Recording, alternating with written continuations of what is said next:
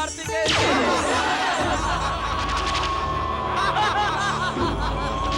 सम्राट असुरराज तारकासुर की। तीनों लोगों के स्वामी तारकासुर की। स्वयंभू सम्राट असुरराज तारकासुर की। हमारी तुमसे कोई शत्रुता नहीं है शिवगणों। शिवपुत्र हमें दे दो, हम तुम्हें जीवन दान देंगे। हमें जीवन दान देने वाले महामूर्ख, तनिक तू अपने जीवन की चिंता कर। इस पालकी में ब्रह्मा जी के वरदान के अनुसार तेरा काल शिवपुत्र कुमार कार्तिकेय तुझे दिखता नहीं? क्या समय से पूर्व अपनी मृत्यु को आमंत्रित कर रहा है तारकासुर? जा, लौट जा।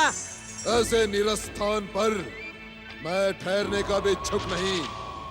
शिवपुत्र हमें दे दे, हम यहाँ से चले जाएंगे। असंभव। तो अपने सर्वनाश को आमंत्रित कर रहा है। स्वयंभू तारकासुर का क्रोध तुझे क्षण मात्र में भस्म कर देगा। परम देव श्री महागणेश भगवान भोलेनाथ के हाथों बार बार प्रताड़ित और अपमानित होने के बाद भी तुझे लज्जा नहीं आती? स्वयंभू, यदि तू अपना अपमान कराने का इच्छुक नहीं है तो जा, लौट जा।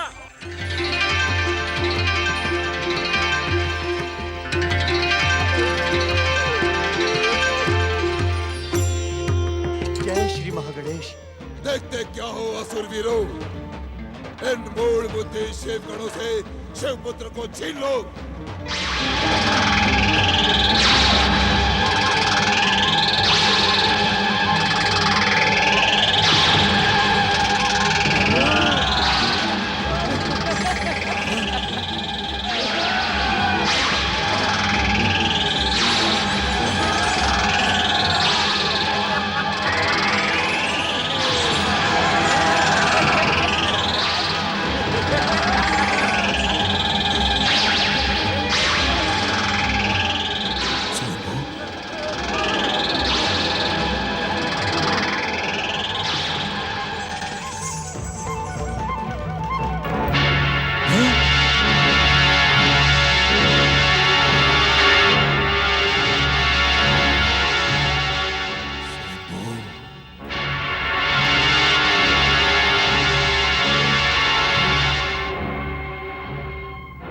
नंदी महाराज, आप इसी समय कुमार कार्तिकेय को लेकर कैलाश जाएं।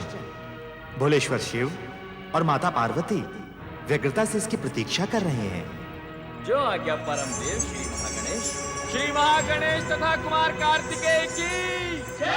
परम देव श्री महागणेश तथा कुमार कार्तिकेय की। परम देव श्री महागणेश कुमार कार्तिकेय की।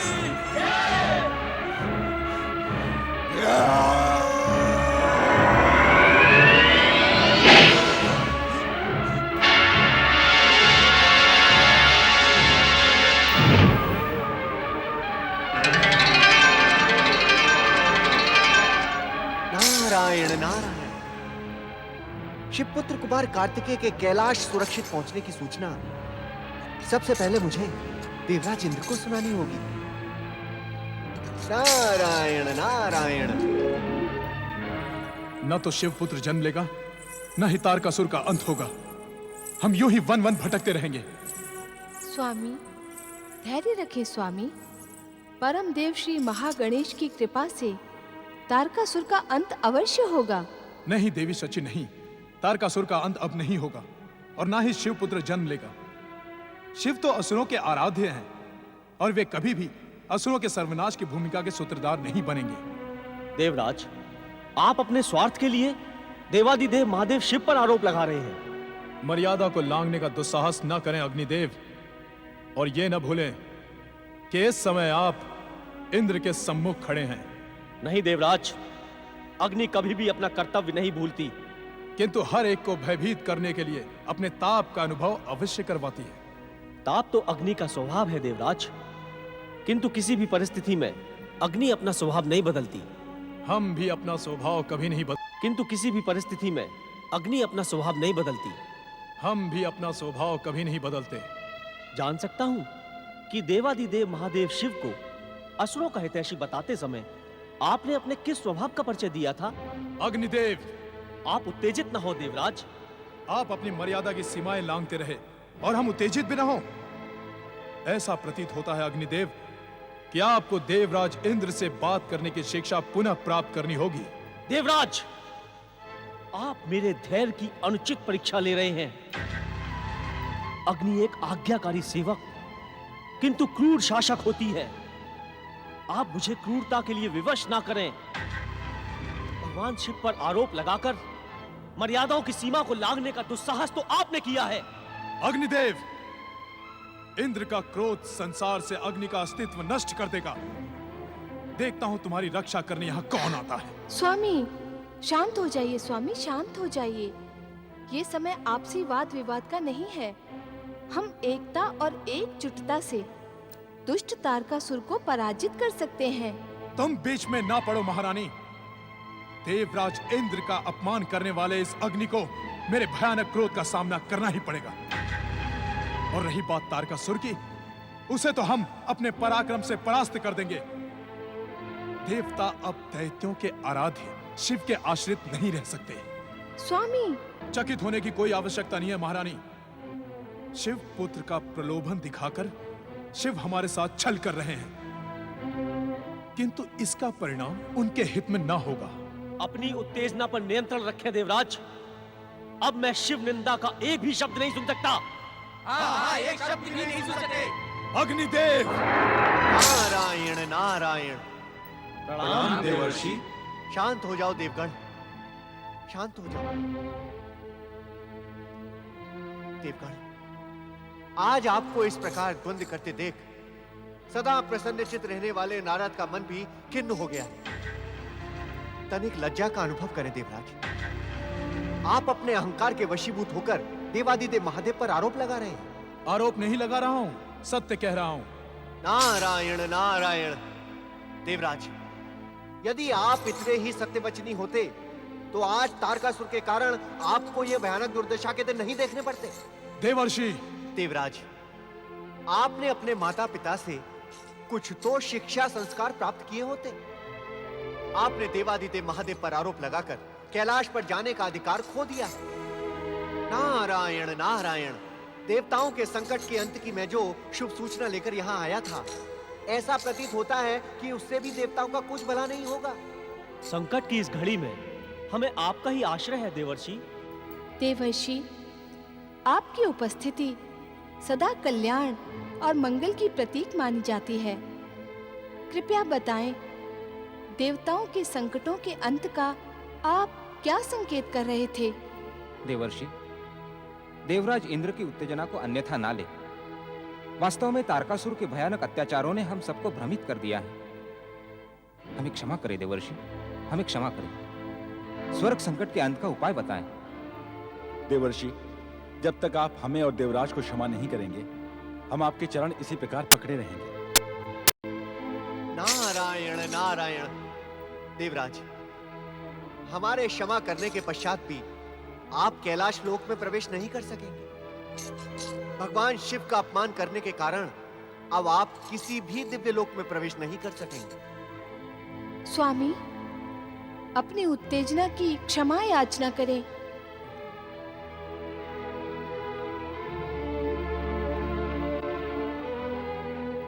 मुझे क्षमा करें देवर्षि। नारायण नारायण। देवराज, आप क्यों समझ नहीं रहे हैं? हमारे क्षमा करने के पश्चात भी आप अपने भयंकर पापों से मुक्त नहीं हो सकते। कोई ना कोई उपाय तो अवश्य होगा। आप हमारा मार्गदर्शन करें देवर्षि। नारायण नारायण। हाँ, एक उपाय है देवराज।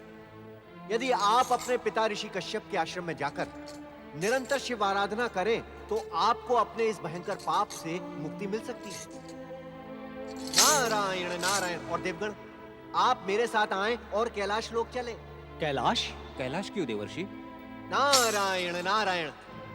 श्री महागणेश की लीला और देवादिदेव महादेव की कृपा से तारकासुर का अंत करने वाला शिवपुत्र कुमार कार्तिकेय अपनी आयु के 10 गुप्त वर्ष कृतिकाओं के नक्षत्र लोक में बिताकर कुशी क्षणों में नंदी एवं शिव गणों के साथ कैलाश लोक पहुंचने वाला है। शिव पुत्र कुमार कार्तिकेय की जय! शिव पुत्र कुमार कार्तिकेय की जय! शिव पुत्र कुमार कार्तिकेय की जय! नारायण नारायण। देवादिदेव महादेव का अपमान करने के कारण देवराज इंद्र तो कैलाश जा नहीं सकते। अतः आप देवगण मेरे साथ कैलाश लोक चलकर भगवान भोलेनाथ एवं माता पार्वती से तारकासुर की दुष्टता के अंत की प्रार्थना करें। मेरे लिए क्या आज्ञा है देवर्षि? देवी शची, पति का कोई भी कार्य पत्नी के सहयोग के बिना अपूर्ण रहता है। अतः मेरी आपसे यही प्रार्थना है कि आप भी देवराज इंद्र के साथ जाकर भगवान भोलेनाथ की निरंतर आराधना करें। आपकी सभी मनोकामनाएं पूर्ण होंगी। नारायण नारायण।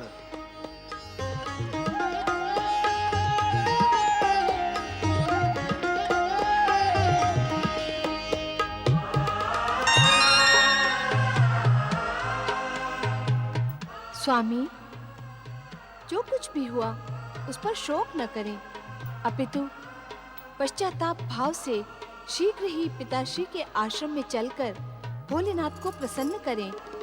वो भोलेनाथ हैं, हमारे अपराधों को अवश्य शीघ्र ही क्षमा कर देंगे। आप सत्य कह रही हैं महारानी। चलें, अब विलंब करना अनुचित होगा।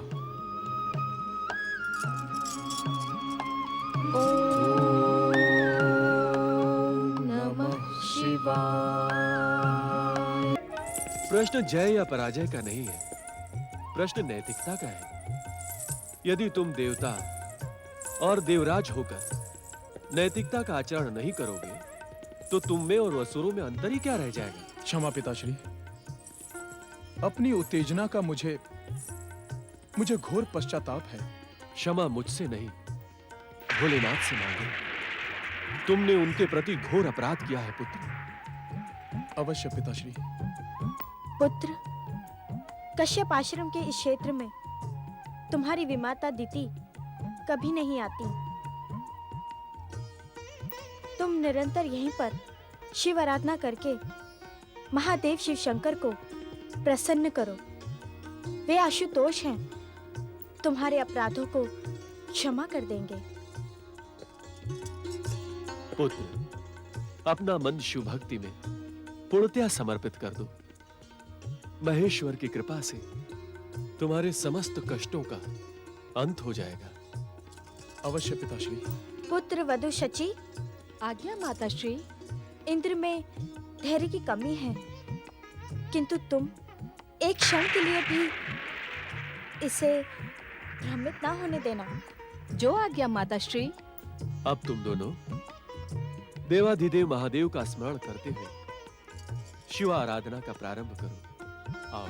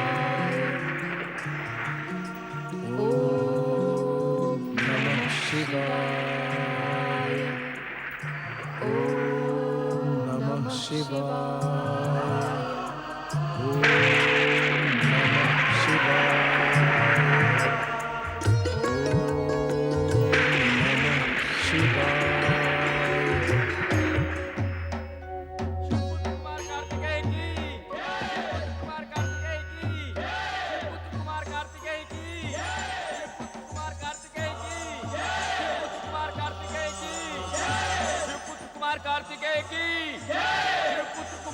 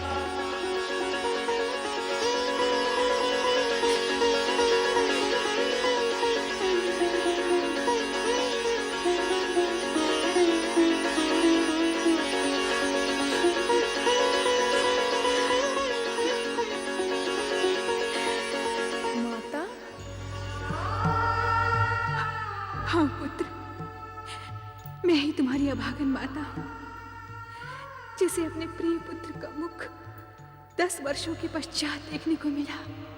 संभवतः नियंता ने मेरे विषय में ऐसी ही नियति निश्चित की है। इस कारण आप स्वयं को दोषी न ठहराए माता।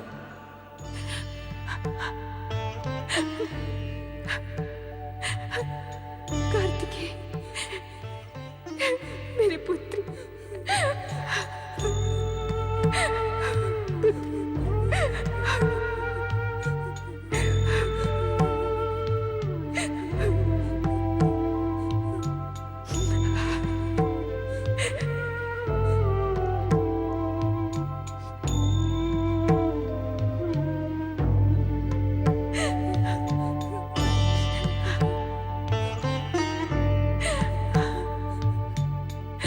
कार्तिकेय, मेरे पुत्र।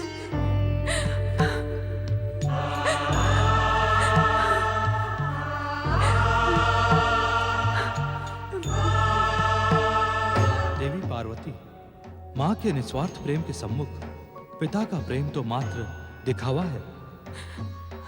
क्या आप अपने पुत्र से मेरा परिचय नहीं करवाएंगे? पुत्र कार्तिकेय, ये तुम्हारे पिता हैं, देवाधिदेव महादेव। इन्हें प्रणाम करो पुत्र।